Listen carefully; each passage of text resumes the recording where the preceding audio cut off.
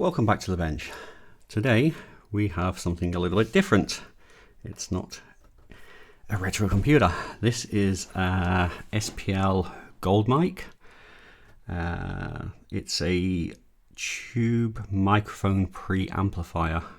A friend of mine dropped this off for me to have a look at because it wasn't working right. He recapped it and yeah, it's still not working as it should do.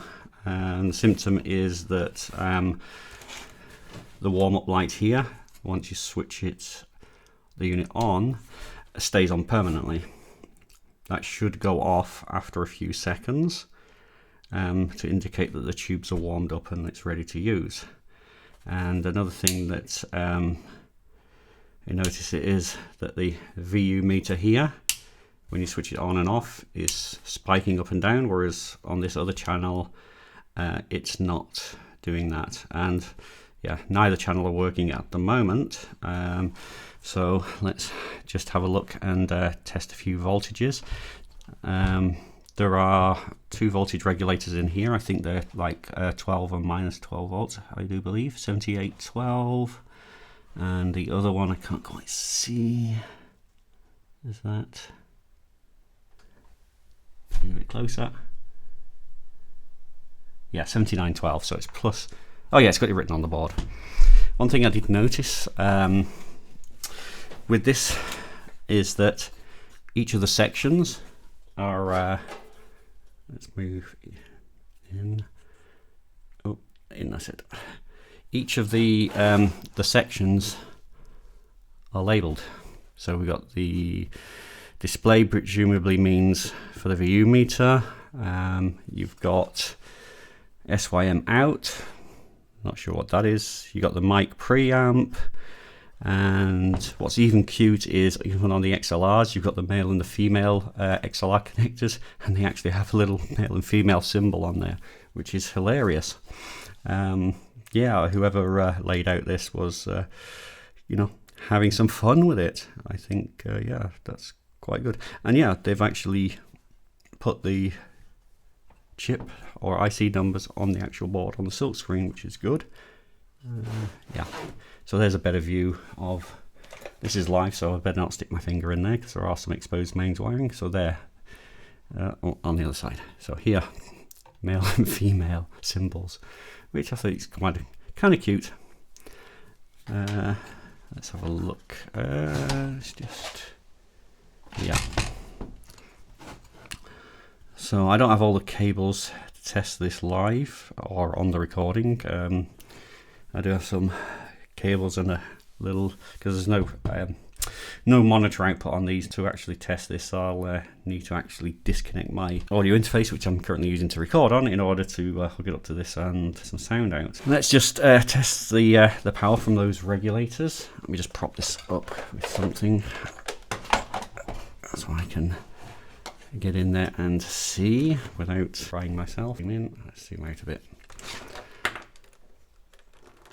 Okay, can we get the meter in there as well? I'll just zoom out a bit more.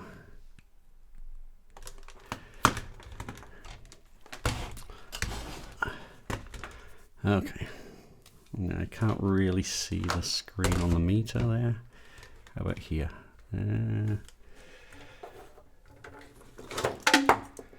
Problem with recording stuff is that, yeah, you get glare on the reflective surfaces. Okay, so our meter is there. So I'm going to presume that the heatsink is the ground. And I just want to test a couple of voltages to make sure that these regulators are putting out the right voltage. Okay, so there's the input, 15 volts. Ground. So this should be the output, which should be 12 volts. Yeah, 11.9-ish, that's fine. And here, oh, my arm is in the way.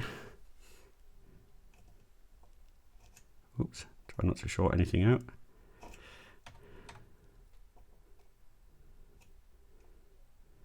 So 15 in. This is going to be negative, isn't it? So I'm not, am I going to get a good reading on this?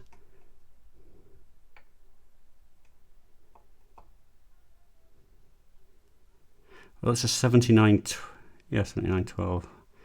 Okay, so I'm not getting I'm only getting 3.4 volts on that. I'm not sure why that is. Okay, so that could indicate that there's a problem there. But then just because it's a 7912 doesn't mean that the voltage is wrong. I mean, they might only need -3, so it could be that there's some kind of offset in there.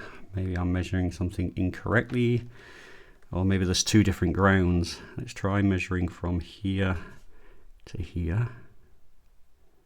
Ah, there we go. Yes.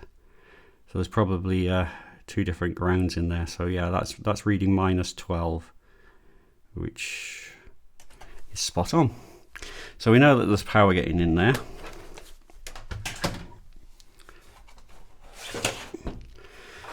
Okay, so I suspect the problem is with this side because the VU meter is spiking.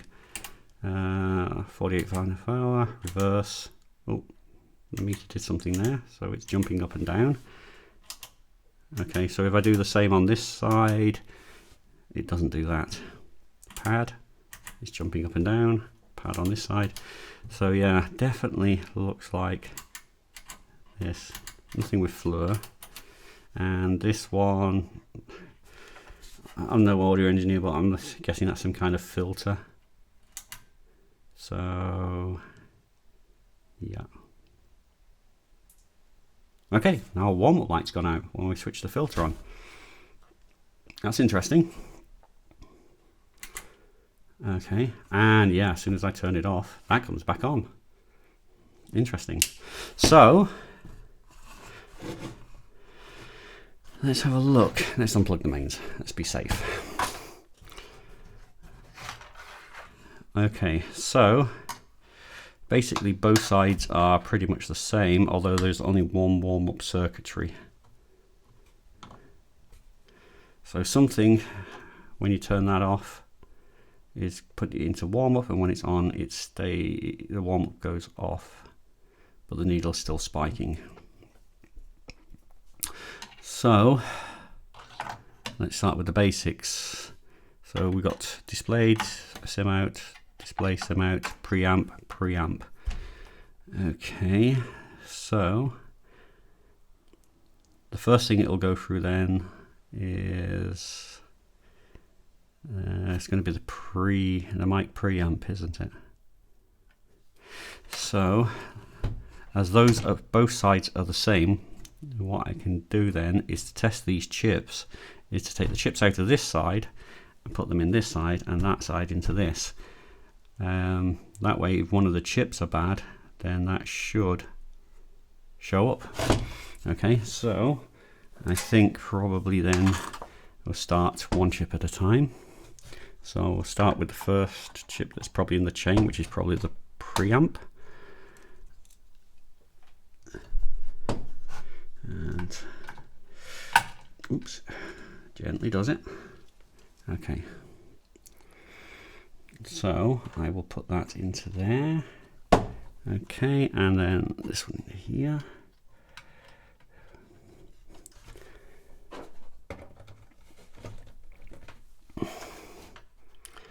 And contact.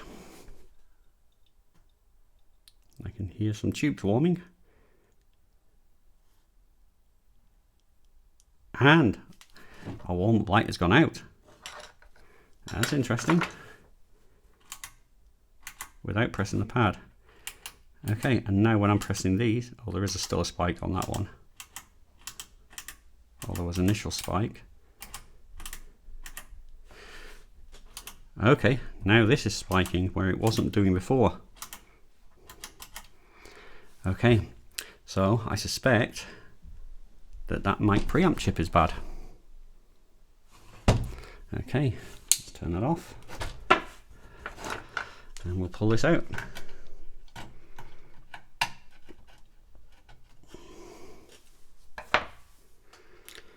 Okay, so according to the board, this is an SSM 2017. Okay, a quick look at the data sheet, and yeah, this is a Mike 3-amp chip, but this one is 2019. Okay, this is a 2019, but the board says 2017. Okay, so I was looking up the 2017, and yeah, that's no longer in production, and an alternative given is the SSM 2019, which these are. Okay, so either they changed to these chips late in the production of this unit, or somebody has repaired this before. I'm wondering, are these chips normally socketed? Could that indicate that somebody's already been here and replaced these before? It could be. Okay, so time to hit the computer and see if I can get some replacements. Okay, so it seems like none of the usual, my usual suppliers that I buy from here in Germany have this chip. I could order it from Mauser, but obviously this is like €4 or €5 part. Ordering from Mauser in the US, you know, you're going to pay €20 for shipping, 15-20 euros. So they have some on eBay. You can also use a couple of different, there's a couple of alternatives that you can use. There's an INA chip and THAT chip, which are also alternatives that are pin compatible replacements on eBay. So they range from a few euros each to 10-15 euros each. Ordering from China nowadays is not such a great idea, because they changed the rules previously. Before the 1st of January this year, if you ordered, or 2021, just in case when you're watching this, if your order value was less than 20 euros, there was no import taxes or anything. No MRVs or no VAT, but now they've scrapped that.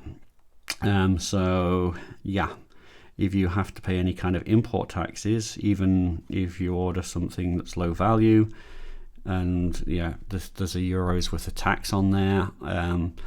DHL, who is the local Deutsche Post DHL, the local carrier, they'll actually charge you €6 handling fee, which is ridiculous, you know. So yeah, I'm going to order from, I found a German supplier for the INA chips, so I'm going to order from there, and it'll probably take 4 or 5 days, and then we can get back in and fit them and see if that fixes our problem. Okay, so it's a few days later, and our replacement chips have arrived, and luckily they came in an anti-static bag, which is good. Looks like they're on a normal piece of foam, but at least they came in the anti-static bag, which is, you know, better. Okay, so these are our INA 217s, which should be according to the data sheets, I don't know, it's not going to show up, is it? According to the data sheets, is a direct pin replacement for these SSM 2017s. Okay, I did order 2 because obviously I couldn't get the exact same chip, or at least not for a reasonable price. So I ordered 2 of these chips, so that obviously it's the same chip, so there's less chance of it causing any kind of distortion or other things, differences between the 2 channels. Okay, so where did I put my IC extractor tool? And here it is. So let's pull this chip out here.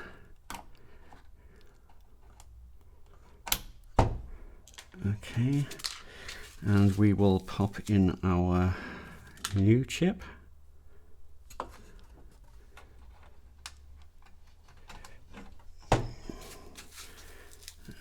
Okay.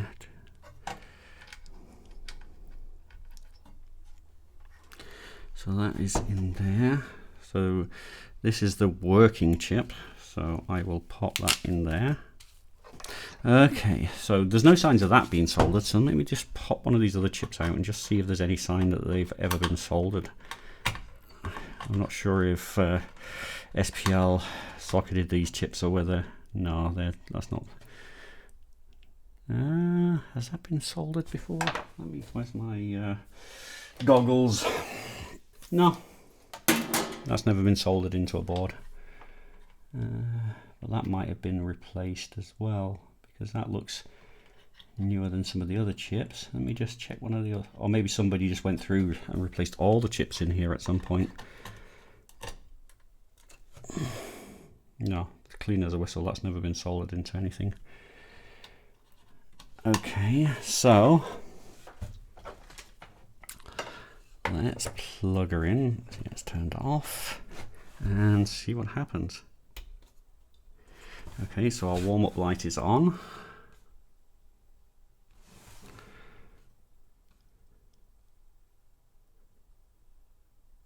And it's off. Cool. Okay, so pressing those, no bouncing. Pressing that, no bouncing.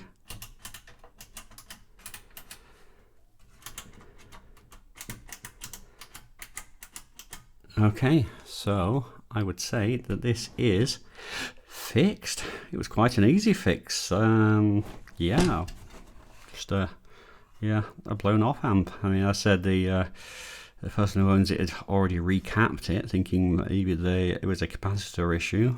I did take the board out and just check the rework underneath, and yeah, all the everything looked fine with the recapping. Couldn't really see any issues that would cause any problems. Yeah, so the last thing to do is obviously give it an audio test, which I can't do whilst I'm recording. The chips themselves cost €10 each. It was the cheapest price I could get.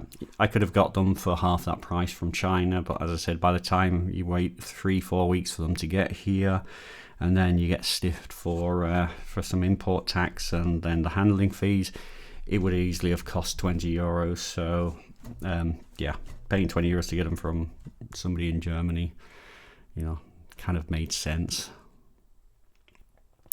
So if you like that video, then you know, give me a thumbs up, or if you didn't like it, give me an Australian thumbs up. Don't forget to subscribe and hit that bell icon if you would like further notifications of uploads. And as always, thank you for watching.